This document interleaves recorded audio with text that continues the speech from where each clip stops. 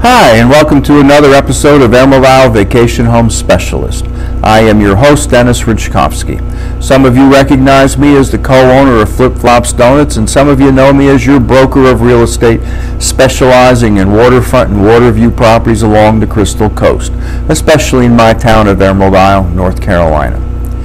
From my vantage point as both small business owner and real estate professional, vacationers are coming over the bridge to enjoy the weather and the water Emerald Isle is so rightly famous for.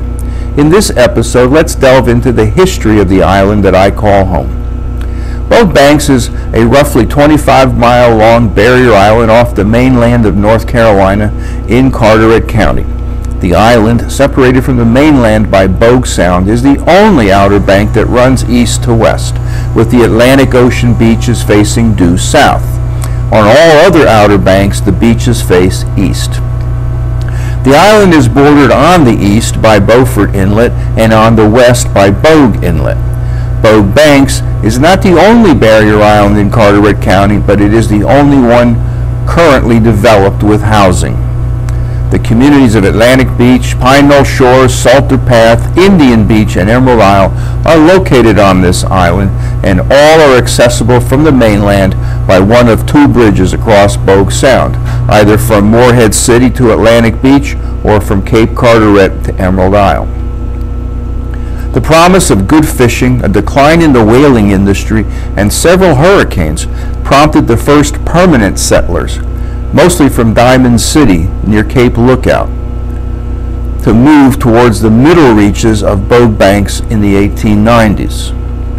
Schools of mullet fish that ran close to the ocean shorelines were the prime catch for these fishermen, who would quickly mobilize from the sound to the ocean, wearing a path in front of Owen Salter's household, giving the community the name Salter's Path.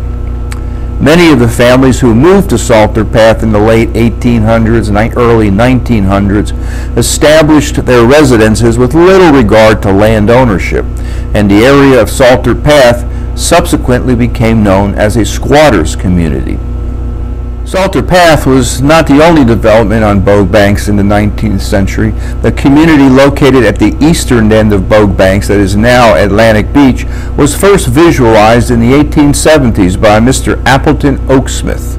His vision for a new resort by the sea was dashed on July 4th, 1879, when he lost 4 of his daughters in a tragic accident. It remained for John J. Royal of Morehead City and Winfred S. Chadwick of Beaufort to realize Oaksmith's vision.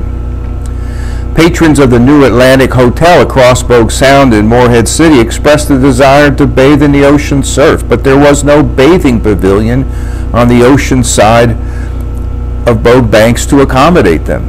So in 1877, Royal and Chadwick built the first bathing pavilion on Bogue Banks at the location of the present-day Club Colony, and the resort of Atlantic Beach was begun. Patrons of the hotel flocked to the newly accessible beaches in droves, and a brisk ferry trade to the banks ensued.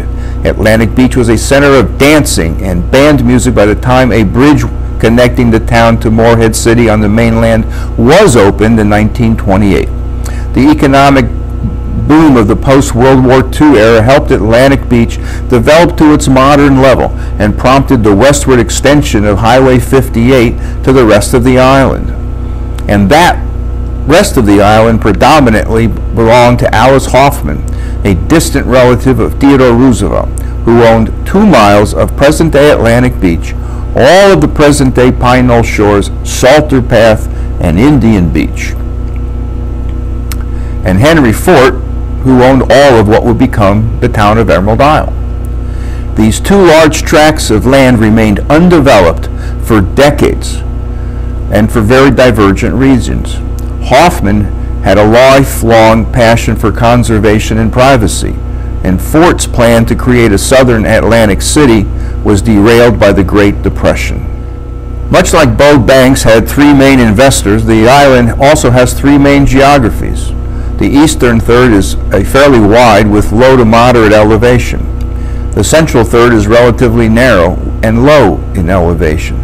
The western third is very wide with extremely high elevation. Indeed, some of the highest sand dunes on the East Coast are found on the western portions of Bogue Banks. The exact reason for such extensive sand dunes is unknown, but part of the answer has to be the east-west orientation of the island, making it perpendicular to the prevailing southwest winds, pushing large volumes of sand ashore. In comparison, a low-elevation barrier island such as Hatteras is oriented parallel to the dominant wind direction. High elevation is one reason why Bogue Banks has perhaps the lowest risk rating among barrier islands along the entire East Coast. Another key to reducing risk on Bogue Banks is its significant sand volume. Sand volume, like wind and air, is a resource that needs to be conserved rather than abused or destroyed. The ideal source of new sand should be from off-island, rather than taking sand from one place to another on the island.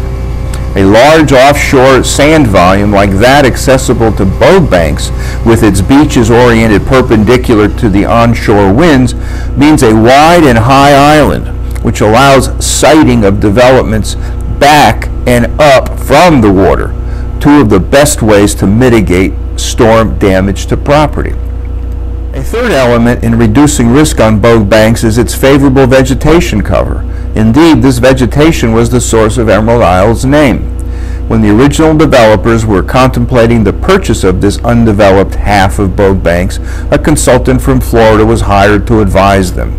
This consultant asked to be flown over the property to gain a perspective on how development might occur.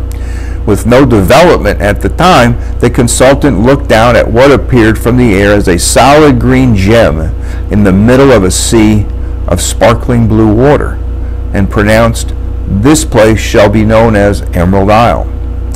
Return next week to the same bat channel at the same bat time of 9 a.m. on Thursday for another episode of Emerald Isle Vacation Home Specialist.